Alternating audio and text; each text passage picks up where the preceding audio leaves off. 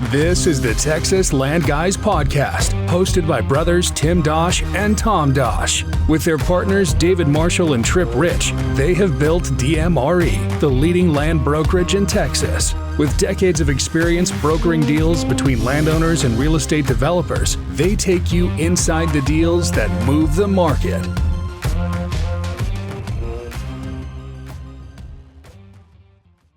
All right, well, welcome to the Texas Land Guys podcast. We have a special guest with us today in our Houston studio, Matt Trozo. Matt, welcome to the podcast. This is going to be fun. Matt and Tim have been friends for a long time. Matt was saying before we started that he's been focused on office brokerage for over 25 years. Great to be here, and thank you for having me. Yeah, we were talking before. Tom and I were asking before we started recording how long I've known you, and I was trying to remember now. It's been probably at least 23 years or so, it's been a long time. So, and we, one of the first things we did together that was really cool is we went to India together a couple times. Yes. And that was where I really got to know you. I think before then we kind of had talked a little bit, but we weren't close friends, and that was really cool. Yes. So. Yeah, we had a great time in India. I have always been impressed with the Dosch family, and it's been a great friendship. We kind of bounce stuff off each other quite a bit, business-wise and family-wise. So, yeah. Well, and something really cool, I think we want to get maybe first into more of the business side and office brokerage and your career there, but where we really connect weekly is our Bible study. We have a really neat men's Bible study that Matt has started and runs. He's run for, I don't know, has it been 20 years now or something, or it's been a long time, right? Yeah, I can't take credit for that, but it started with a group called Exalt, Ryan Frazier, David Wiley, Lee Wei Yu. Yeah. But same structure, probably 8 to 12 men meet on Thursdays, and we're needy brothers. We need the Lord, we need each other. But yeah, great to do life with one another, help each other. And Matt's being very humble because those guys are long gone, and Matt's been the one who's been really faithful week in and week out to lead it and connect with men and bring new men in. And you have a huge heart for men. A lot of the guys are struggling with stuff. Marriage issues, addiction issues, maybe they're new to the faith and they're, how do I get into the Word? How do I learn the Word? Yeah. And you've been able to bring people in, and you have a humility about you that I think draws people in, and then they get discipled. So yeah, well, easy to stay humbled when us two are still struggling with stuff. Oh, that's right. And yeah, we tell people, hey, if you want to join our group, or we struggle in life, and we'd love to do life with you together and encourage one another. Yeah, I can't imagine life without that men's group, just having each other. Yeah. And then, getting in the Word together. Yeah, I've really enjoyed it. The guy's done so much in my life through it. But maybe going back to starting with your career and now being an office broker now for, I guess, 25, you said 25 years. It's probably almost creeping close to 30, right? It could be. Yeah, I was going to say, I thought you started in the 90s, but maybe you didn't. I don't know. I think it was 1998. Okay, yeah. So yeah, let's just round it up to 30. That's a good thing though, So maybe tell us about kind of how things have, it's dramatically different world now, 98 to 2026 for the office market. Just maybe kind of where you see the office market today. Yeah, I know you're very Houston focused, but you guys probably get a window into the other Texas markets. Where do you kind of see things today? Yeah, so just a quick background on when I started. It was in the late 90s, and I think one of the first buildings I leased was 1800 West Loop South, which is close to y'all's building, but I think the rates were $16 gross. Wow. And now we're seeing rates as high as like high 70s gross. Wow. Gosh. The newer buildings downtown and even in city center. Wow. So yeah, that's how far rates have jumped since I started. But yeah, I was on the landlord side at Transwestern to start my career, and then jumped to the tenant side with Cushman Realty. Mm-hmm. Got mentored by Scott Wegman, Okay. a Hall of Famer in our business. Yeah. So he taught me pretty quick how much I did not know. But loved working for him and Tim Relier and Lou Cushman. Oh yeah. To start my career, and it was a boutique firm, some of the best brokers in the city, and then later joined CBRE on a 18-person team. And I really enjoyed just being on a team, seeing the different roles, the different gifts. Brandon Clark leads that team, and he hired me in 2015. So yeah, that would be great to dig into that a little bit as we kind of go through this episode. But because we're huge on team, I mean that's a big foundation for DMRE, and I think our business is, at least the land business, is typically a lot of individual brokers, or maybe there's 2 or 3 guys who kind of partner up, but team is not really a part of our business. And so we've gone the opposite direction, tried to be a team and compensate as a team, and work through issues as a team, which creates its own set of issues, and it's hard. But maybe just talk about that, what how your team works, and just the benefit you've seen in that versus a typical brokerage model. Sure, yeah. So typical brokerage model is kind of a one-man show. You are your own P&L. Mostly you're doing deals, maybe with a few other people, but you're not a true team. Yeah. But in the last decade, I think more companies are forming true teams. Mm-hmm. But yeah, that really grabbed my attention when Braden said, hey, we're going to be a team. One wins, we all win. There's no worrying about who gets paid what. It's already set. Which I was like, man, this sounds really good. Yeah. All the way back to high school sports. I mean, I love being a part of a team. Yeah. Everyone doing their role. All you care about is, winning. It's just so much more fun when everybody buys into the team concept. Yeah, because typically there's, maybe one person's winning and no one else is, or, it's just you get these dynamics that can be kind of weird, where there's almost can be conflicting interests within a company, and people will say we're a team, but if you're structured as individuals, you're never going to be a true team. Exactly. Yeah, and we've got recovering attorneys, we've got MBAs, CPAs, former Big Five consultants. I mean, literally, I'm learning every day, and just always, so thankful to be a part of this and around some really bright people. Yeah, and the benefit of a team is, like you're saying, you take these different backgrounds and skill sets that are so unique, and then you figure out how to use them together, trying to act as one, not as all these 18 different people, but breaking up the division of labor in a way that is accretive to everybody. Yeah, that's exactly right. Yeah. Yeah, we've got people that are really gifted at strategy and vision. We've got, again, attorneys that are doing legal review. We've got people that are really good at getting in front of people. So, yeah, it's a fun concept. And, we, stay in your lane and things go really well. Yeah, that's awesome. Do you want to speak a little bit to just why you got into brokerage in the first place? And it'd be interesting to hear also, just now that you've been in it as long as you have, what would you kind of say to young Matt getting into the brokerage business that you wish you would have known, when you were getting into it in the first place? Yeah, coming out of school, I was told by a roommate of mine, his dad said, hey, you guys need to get an accounting degree because you're going to get a job. So I took that advice and started working at Arthur Andersen, and I was in the audit side of things at Arthur Andersen. And realized pretty quickly, man, I'm not good at this, and I really don't enjoy this at all. I was calling my friends back at school saying, hey, stay in school as long as you can because this is not fun. But someone on my audit team said, hey, you should talk to my dad. He's at Transwestern. He's a developer in the real estate business. So I started talking to him and realized soon, hey, there's some jobs that are probably a better fit for me. And then my brother and my roommate, my brother Clay was in real estate. My roommate Jason Baker had just started at Wolf & Company. And both those guys affirmed, hey, we think you would be a lot better fit in commercial real estate. That's how I got into the business. Man, talk about totally different. Oh, I didn't realize you and Jason were roommates.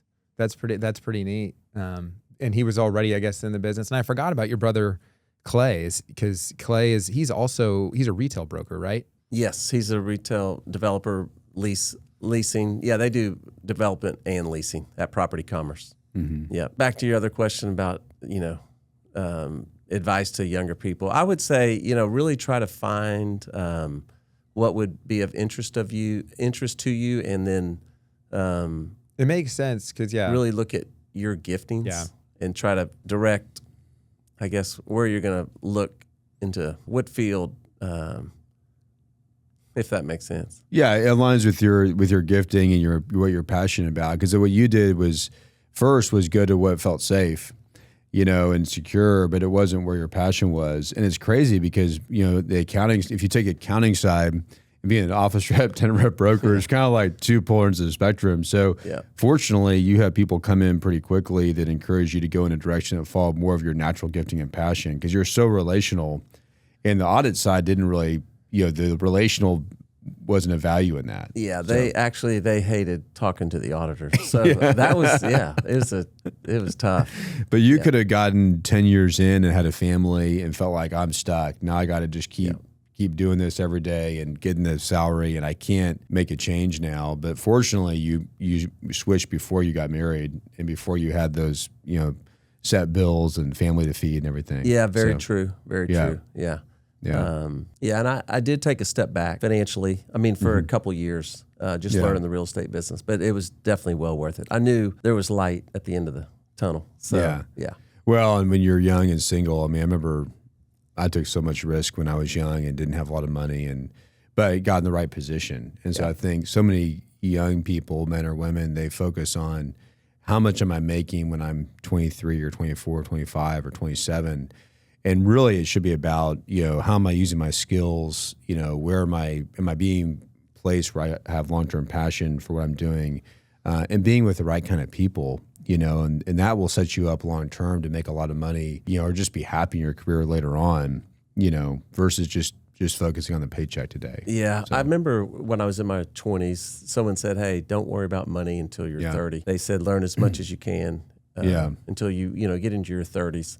The money will start to follow. No, that's right. Yeah, I think that's good. Very good advice. Yeah, and I would even say since I joined the team, the 18-person team, we started at CBRE, now we're at JLL, but I think even there, I took another step forward about, hey, it's not about the money, it's about serving people, it's about adding value every time you talk to somebody.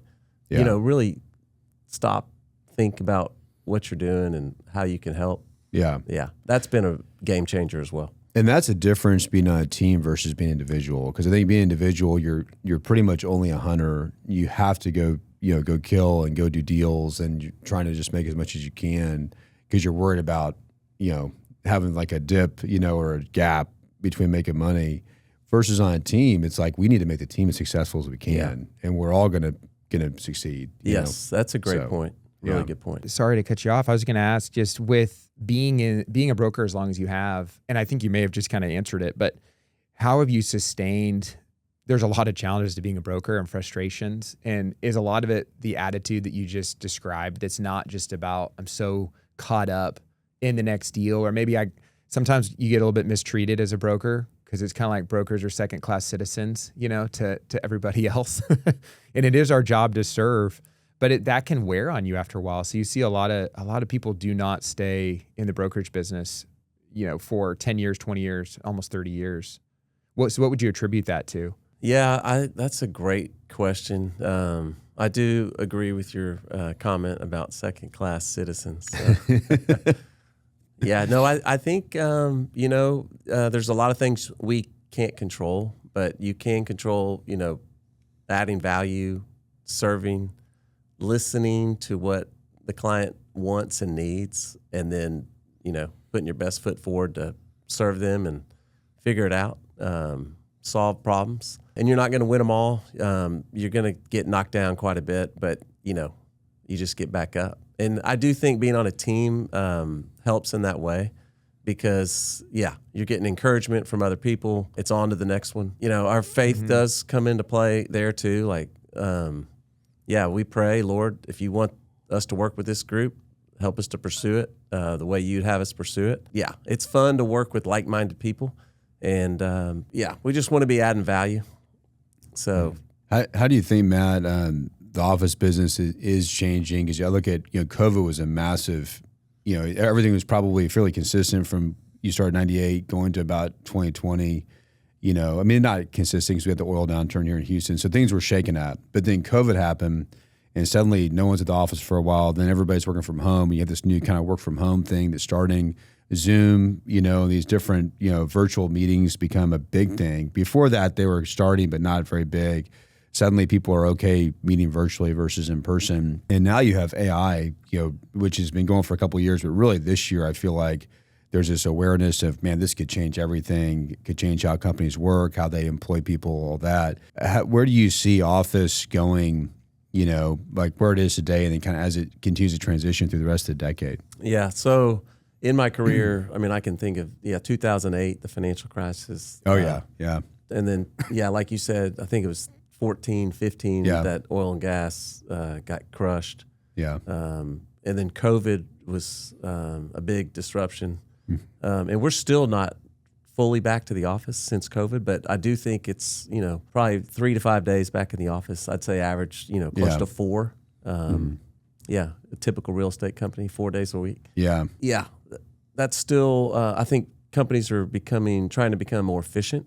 So we are seeing some downsizing, but we're also seeing higher rents in newer buildings.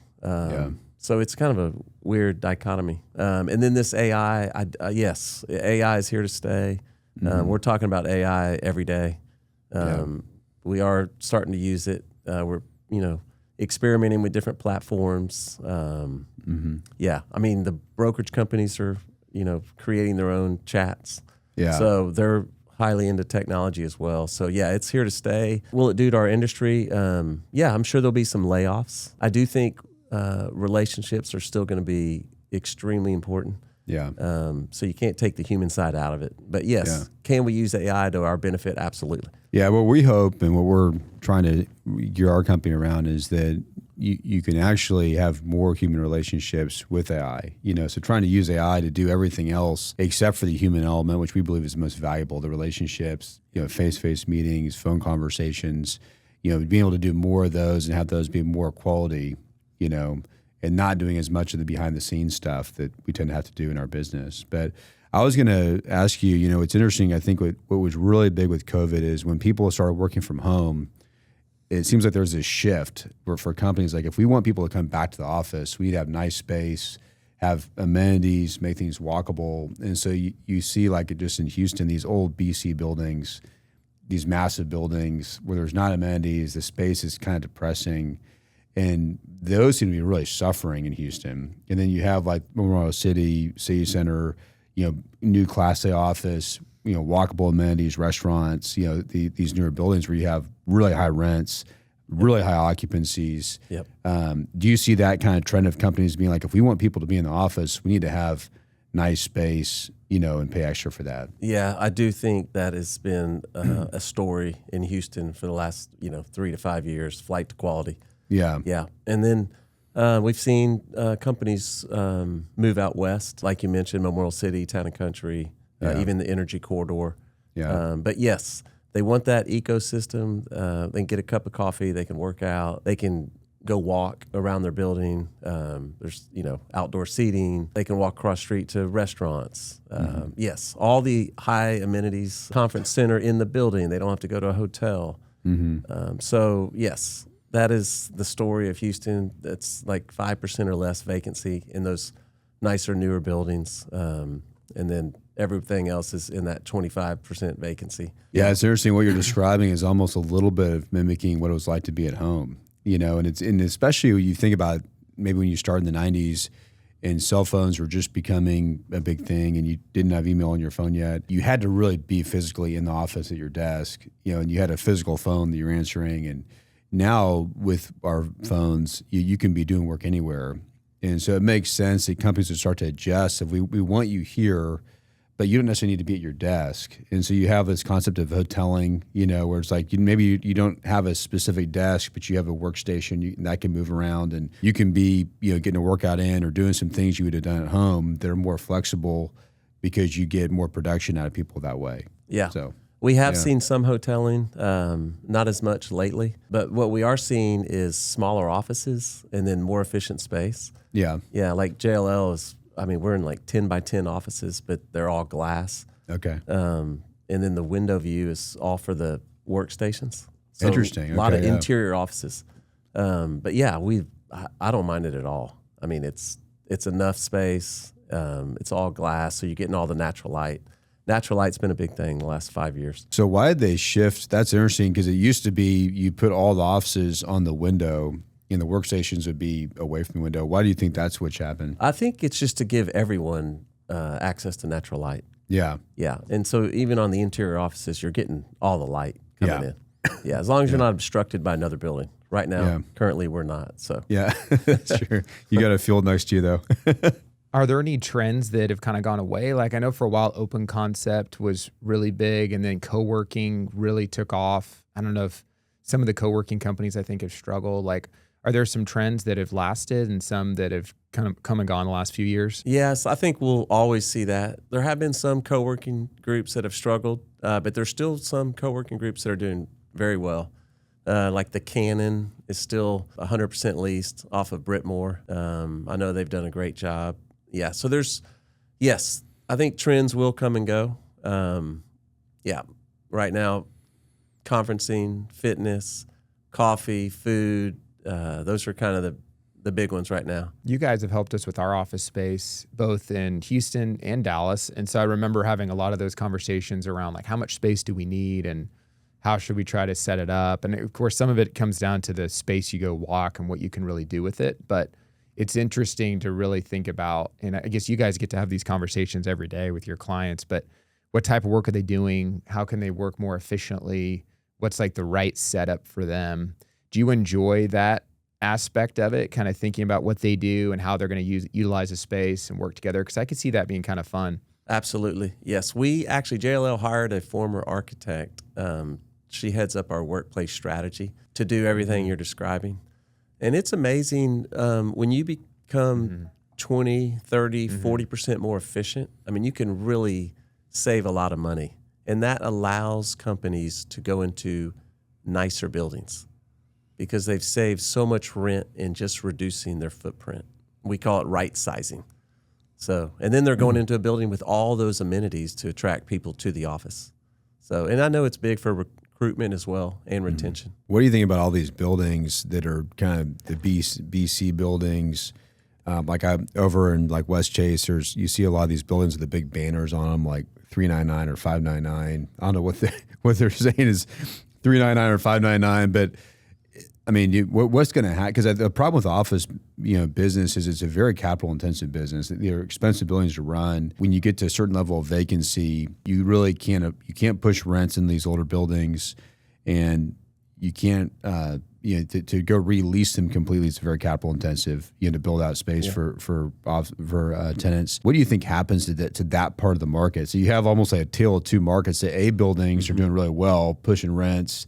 There's lots of demand, high occupancy. And then these older buildings, like in the Galleria and I guess probably any part of town are really struggling. Yeah. So I'll start with positive. Because those tier one buildings, the 2015 and newer, are filling up. They're like 95 to 100% leased. You're starting to see some trickle down into the tier two buildings, and they're increasing occupancy. Like I can think of downtown Chase Tower as an older building. It's a classic. And it's now 90% leased. Wow. Yeah. Okay. So that is positive. Yeah. So 700 Louisiana just leased a 100,000 foot tenant, U.S. attorneys. Wow. So they're starting to see some more activity. Okay, that's the positive. There are some negatives though. I mean, there was some negative press yesterday.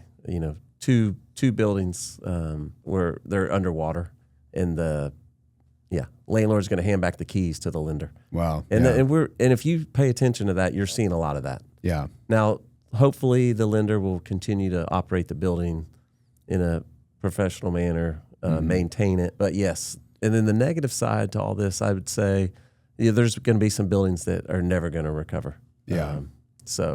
Well, I would think the lender, when they're probably trying to get rid of it as fast as they can, right? Because a lot of these lenders don't want to have a building they're managing, or majority of the lenders are they want to get rid of it as fast as they can. That happened to our building here in Dallas probably 18 months ago. Went back to the lender, and actually, I need to check. They hadn't sold it, and it's been a way better experience with them owning it than the previous owner. Probably because obviously the previous owner got to the point where they were about to lose it. So we still have issues here and there, but just the way they're maintaining it, everything's gotten better since the creditors had it. That's good. So yeah, if lenders have cash and they care, yeah, you may be in a better situation. Yeah, we see that as well. But if they don't, it's a bad situation. Yeah, we have a great capital markets team, and they see which landlords can transact, which cannot. Yeah. Yeah, that's interesting. It seems like some of the challenging submarkets in Houston, and again, this is a little bit from afar, but from an office standpoint, areas like Greens Point that were prolific, decades ago, and then I guess Greenway Plaza, from what I've heard, a lot of companies had moved out of there. But then there's these areas, it sounds like downtown's doing really well. Memorial City out west is doing really well. But what would be like the top 3 office markets, and then what would be probably like the bottom 3, where there used to be a lot of activity, but, they've really transitioned? Yeah, I would say Memorial City would probably be one of the strongest markets, and definitely in Houston, but I would say in the country. We've seen rates increase since 2019 every year at Memorial City. Yeah. They rarely have full floors available in those markets. Quick story, Metro National just bought 990 Town and Country Boulevard, which was a vacant building on the north side of City Center 6. I'm sorry, the north side of City Center. It was completely vacant when Metro bought it, and then 9 months later, they've accounted for every floor in the building. They've leased up, or there's a hold option. Yes, that's amazing. Wow, that's a highlight that I've never heard of a story like that. Yeah, but so Memorial City, City Center, I would say are strong. The Woodlands is strong, and then I'd say downtown and the Galleria are they're hanging in there, but not strong markets. I think West Chase is also just hanging in there. Again, the tier 1 buildings they're going to do fine. It's the tier 2 that need help. So some landlords are putting a lot of money in those tier 2 buildings, tier 3 buildings. Yeah, to try to attract somebody. Try and push them up a little bit. Yeah. Yeah, but we've seen it work and we have seen it not work. Yeah, that's pretty bad. You go put a lot of money and then you can't lease it. Yeah, then you're probably giving it back to the lender at that point. Yeah, for sure. Yeah, it's so interesting that some of the strongest markets are. I know that Memorial City and City Center now are more like infill urban markets, but traditionally more suburban areas to those core areas. And it's the same way up here in DFW. If you go up to Legacy West, up to Plano and Frisco, that's where all the new office development is. It's where some of the highest lease rates are. It's where like AT&T just left downtown Dallas to go up to Plano. When we've looked at office space, it was as expensive to be up there as it was going to be down in, some of the really core Preston Center, uptown type areas. So it's interesting. There's these shifts out to more suburban corridors. Yeah, no, definitely. Yeah, there's been a big migration west, I'd say, in the last 5 to 7 years. A lot of companies leaving downtown, leaving Greenway Plaza to go out west. Oh, wow. Leaving the Galleria. I think that trend will continue. So you had mentioned also Greenway Plaza. That just traded hands, I'd say 2 weeks ago. So we'll be very interested to see what happens with Greenway Plaza. I think they have 10 to 12 buildings in that portfolio. We've heard rumors that they may convert 2 of the buildings to another use, like residential, or maybe even take it down and build again. And that might be what helps office market, which we've seen this with the multifamily too, is you get older product gets torn down, and the new product gets built. And so over time, it just sort of gets cleared out. And maybe we see that these older buildings that are not great get taken down. Yep. And it just helps the existing buildings do better. Yeah. One other point that's helping the tier 2, tier 3 buildings is there hasn't been new construction downtown, Galleria. Yeah. So there's nowhere else to go. And I don't know that we're going to see, maybe you would get it like Memorial City or City Center, like very specific spots. You may get a 150,000 foot building or something, but I don't think you're going to see a lot of construction happen. Yeah. Autry Park is building one building. They could build another one. Memorial City is discussing a huge project. Interesting. That they're, I think, going to go spec on. Wow. 2 office buildings, hotel, residential, multifamily. Wow. How many square feet would that be of office? Probably 400,000 to 500,000 feet. Wow. Okay. Total. total in the 2 buildings. But that would probably lease pretty well, right? I mean, if you look at their occupancies right now and well, they don't have any space there, but that'll be a lot more expensive. Yeah, that'll probably be in the $80s, $90 range. Wow, golly, gross, yeah. So Man. we'll see. But yeah, downtown has a few sites they could build on. That could be a next development. Yeah, West University has a site. Westheimer inside the Loop, there's a site to build on. Yeah. So I know there's a building that's going to get kicked off on Kirby inside the Loop. So yeah. Yeah, I think that's the one we did over north of West Alabama on the east side. We sold that. It's going to be a retail, office, and multifamily. Yeah. Which development are you talking about? I think the one you're talking about, the office development, is it on the east side of Kirby, just northwest Alabama? Is it Southern Land? Yeah. So we sold that to Southern Land maybe 2 years ago. Okay. So they're finally getting, it's like a 40-story high rise. That'll be a really cool deal. Yeah. But yeah, I mean, you're not going to see that much more supply, and it's going to be in very specific spots. Agree. So, yeah. Agree. Yeah. And you're going to have to, have a 50% pre-lease. I was going to say, transitioning a little bit into, I know like when I was in Houston and I would get together with you for lunch, I know discipleship and mentoring and just really trying to invest in other guys in the business is an important part of your focus and something you're really interested in. How have you approached that, and how do you try to bring that in, day to day? You work at a huge company, obviously, so you interact with a lot of people from all across the globe. But what does that look like to try to bring your faith into work? Yeah, I would say,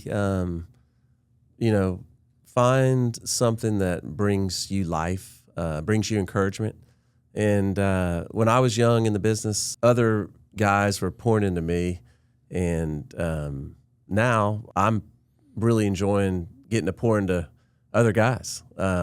So yeah, like today, I shot a text this morning to 2 guys I've been meeting with on a regular basis. We're very overdue, but hey, y'all available for lunch? And one said yes. So we're going to get together. We'll just talk life, and yeah, we're both going through different stuff. We can be open. It makes you realize that, hey, you're not the only one going through something. It's funny when you open up. I mean, the next thing you know, you're hearing a bunch of stuff that they're going through. Yeah. So just being transparent with other guys, I mean, it just brings a lot of life. Those are typically highlights in my day.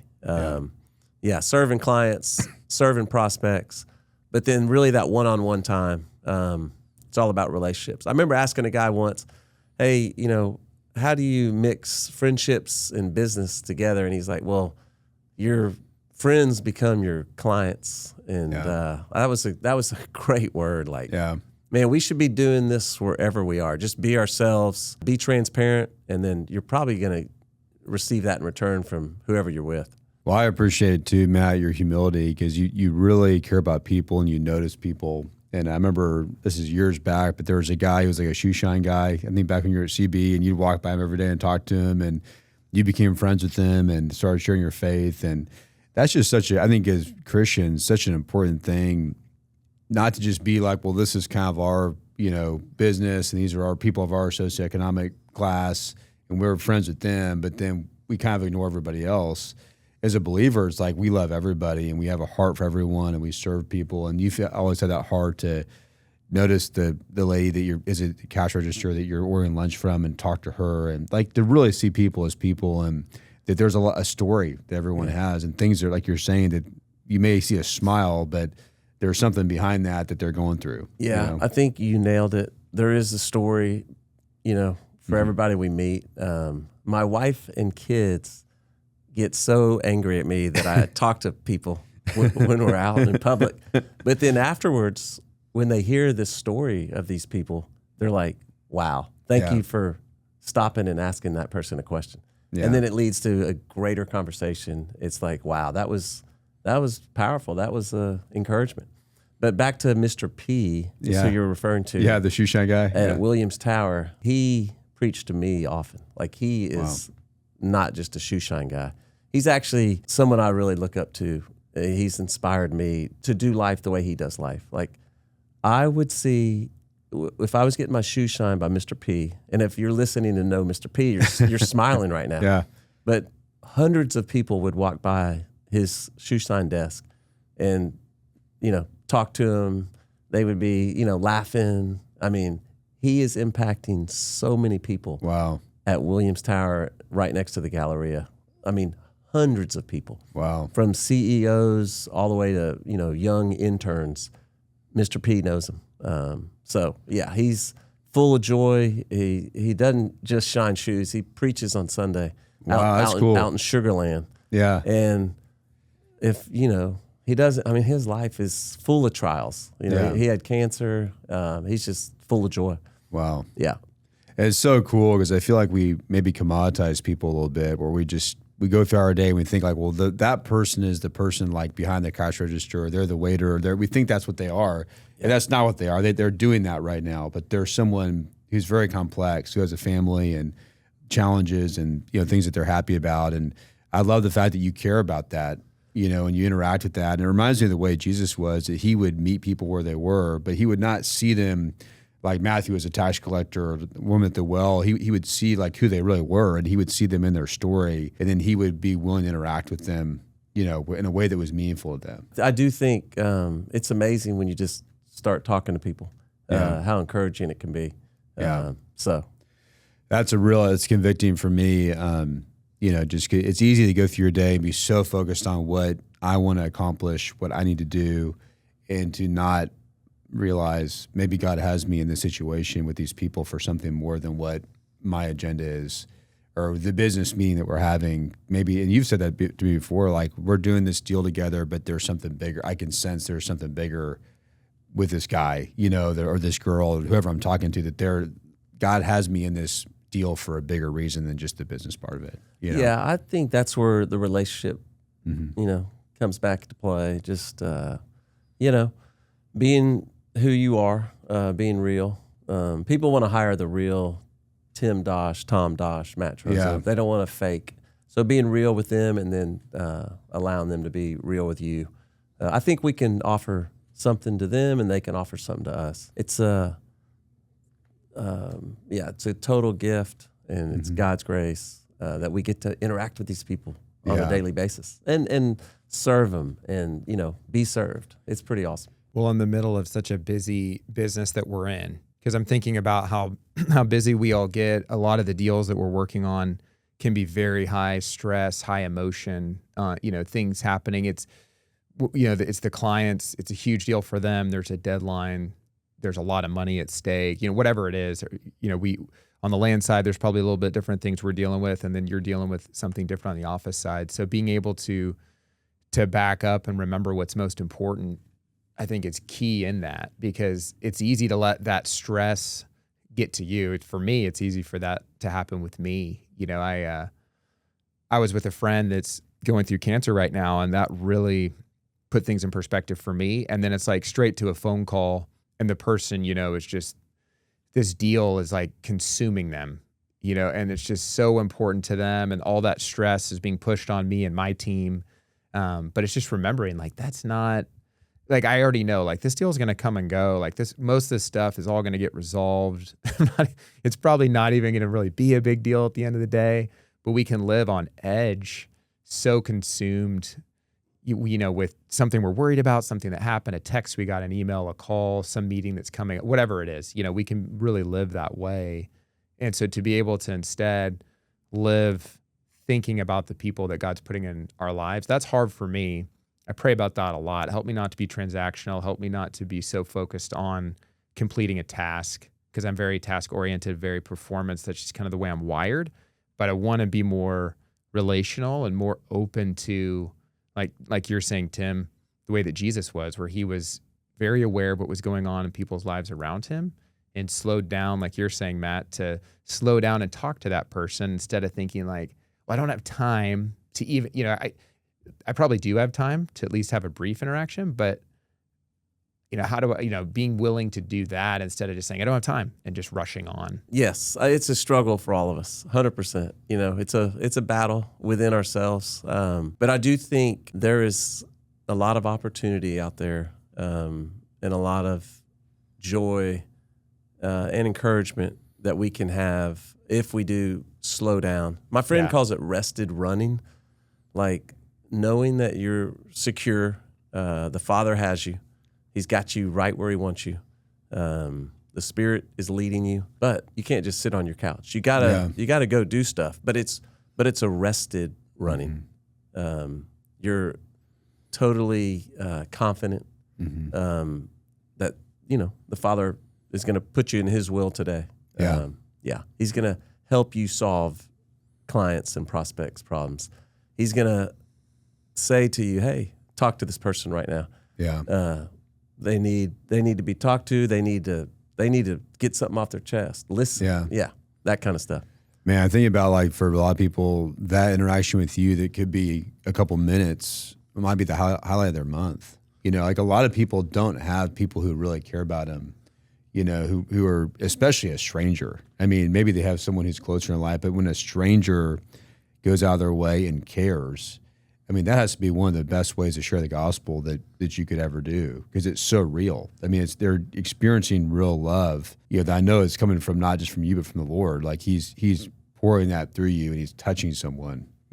It's a gift on both sides for sure. Yeah. I was going to ask you, Matt, because you're ahead of Tom and I with raising kids, and just the age of your kids. So you have a son, Jace, who's playing baseball in college, daughter Annie, who's a junior, and then Travis. How old is Travis? 6th grade. 6th grade. Yeah. Okay, so you got pretty, fairly wide range of ages and stuff. But maybe just, if you don't mind talking about, it's a challenge being a parent, in this day and age. There's so many issues and stuff. I have a lot of respect for you and Jessica and just your kids. Jace got to intern for us, and just an amazing young man, But maybe just talk about some of those challenges and what's on your heart with your kids as you seek to lead them. Yeah, you're right. Parenting is definitely challenging. Our kids are awesome.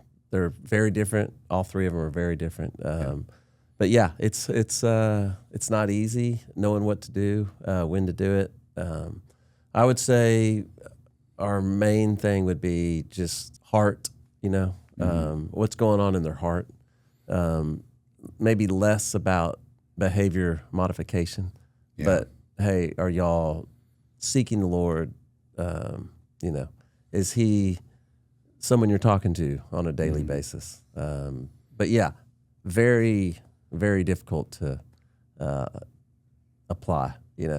Because we want to control everything going on with our kids, and I think God refines the parents. As He's refining the kids. So. Man, that's good. That's I think as a parent, you can feel successful if the behavior is good, which is really dangerous. And because I know we have each kid's different. And like for me, I have one of my kids who's very, they do their own thing, and so the behavior modification is more of a struggle. But then I have another child who does everything perfectly. And so both kids, the heart issue could be the real issue that you're missing. Right. But if you think, oh well, so and so, they're fine, they're doing all the behavior modification. It doesn't really matter. It's where's their heart, and I think that connection with them is where they also feel love, because it's all about, well, just don't do these things and do these things.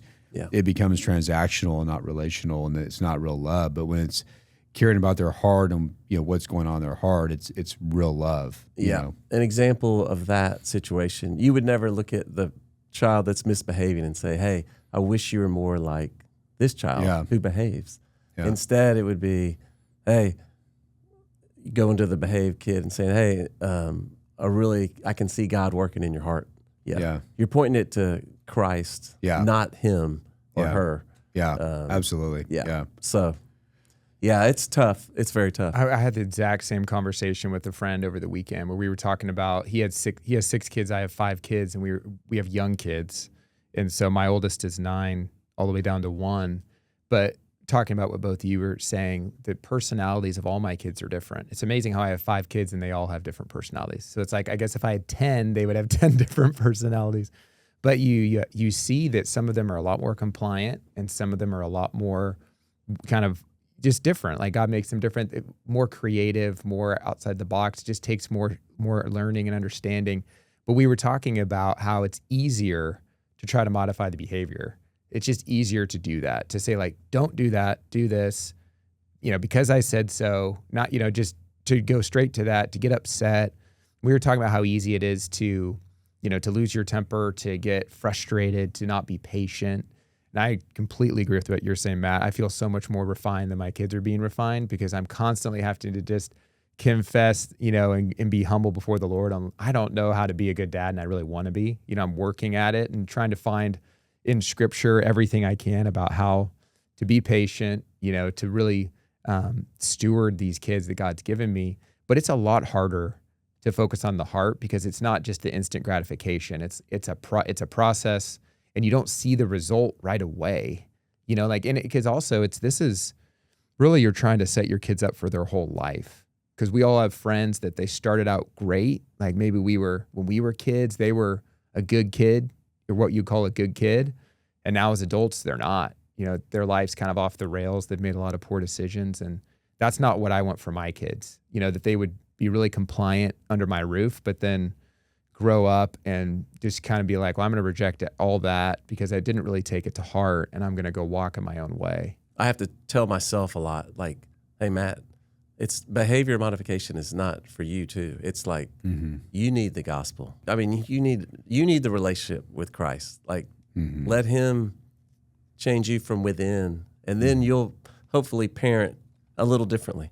So yeah, starts with us. It's all, again, this stuff is, I'm talking to myself, like it's hard to apply it. Well, your kids seeing that too. Like if they see you sort of having behavior modification, but then your heart isn't right, they see through that.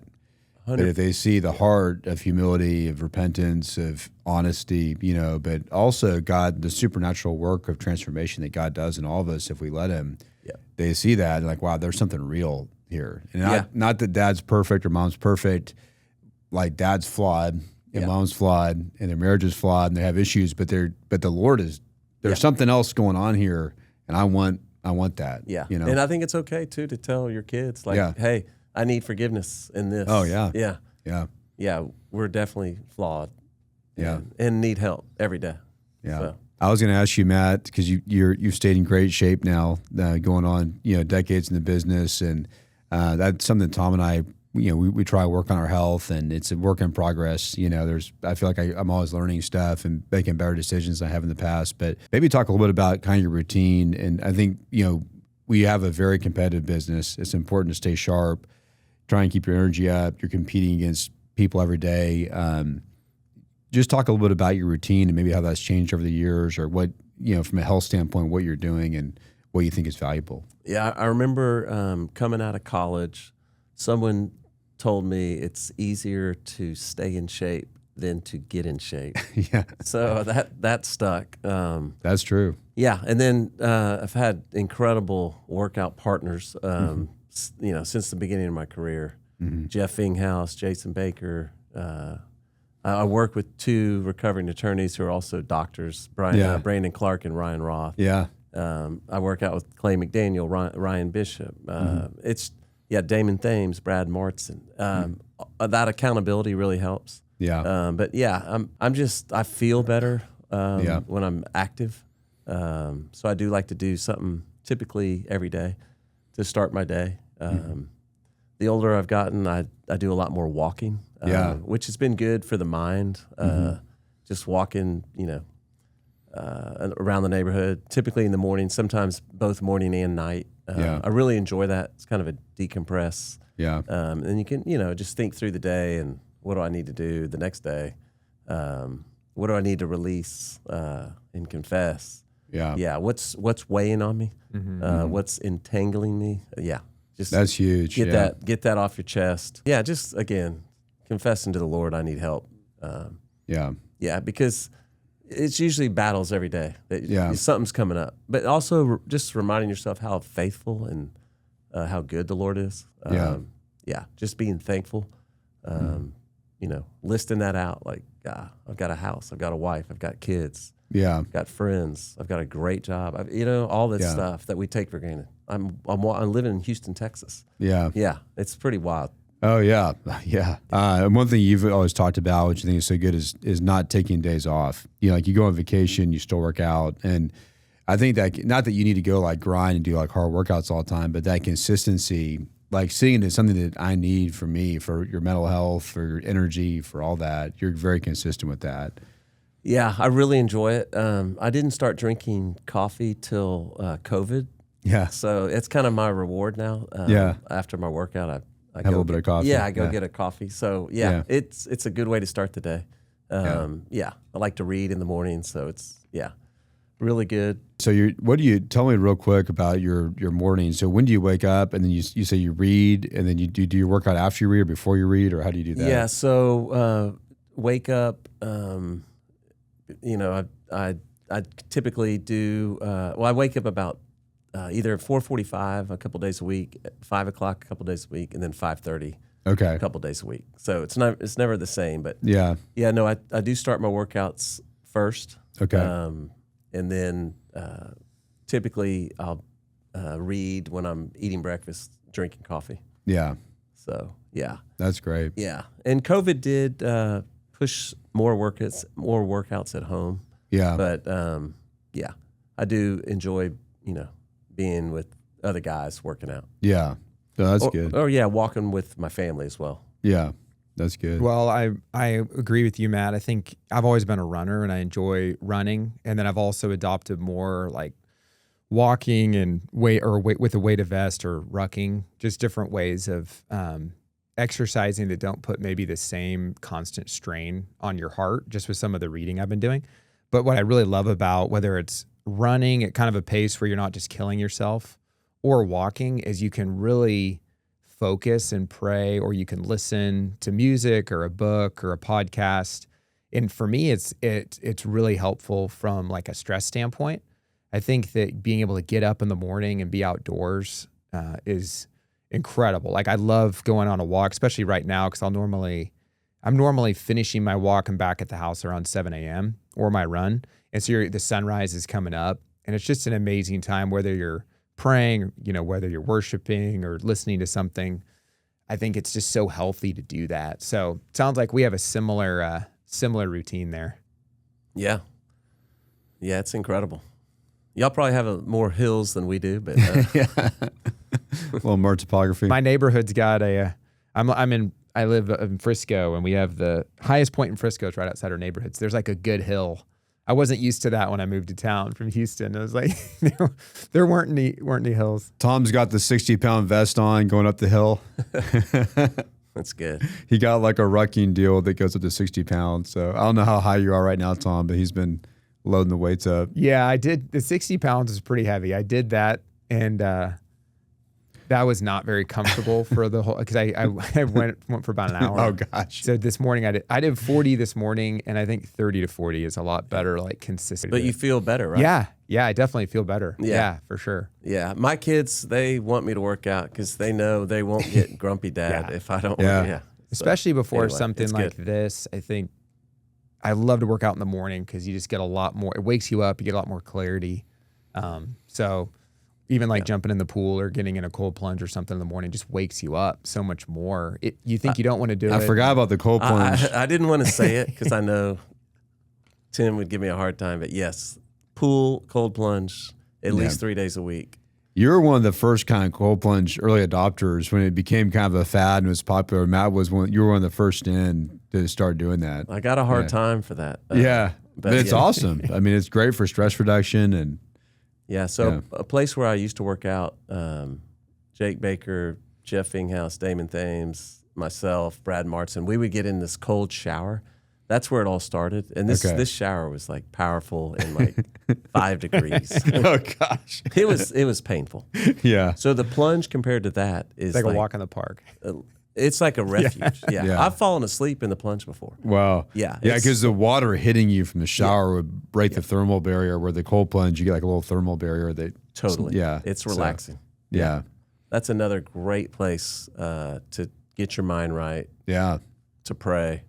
So So how long do you stay in the cold plunge typically? 4 to 5 minutes. Okay. And it's only on 50 degrees. So I've done it at 45 degrees, but I'm at 50 right now. 50 is good. I mean, that's cold. And when you do it for that long, you're getting the benefit. That's a pretty long time. Yeah. So. The mornings I don't plunge, I'm doing the cold shower at my house, and it still wakes you up. Yeah. It's great. Yeah. That's awesome.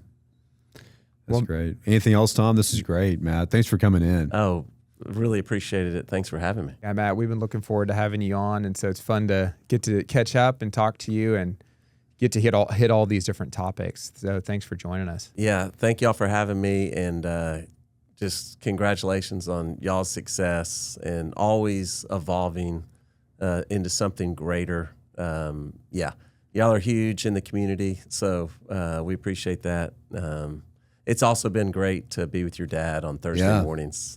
He led our study yesterday, did a great job. Yeah. So we're big fans of the Dosch family. So, and DMRE, it's been fun to watch y'all succeed. Thanks, Matt. We appreciate that. Thanks, Matt. Well, to our audience, thanks for joining today.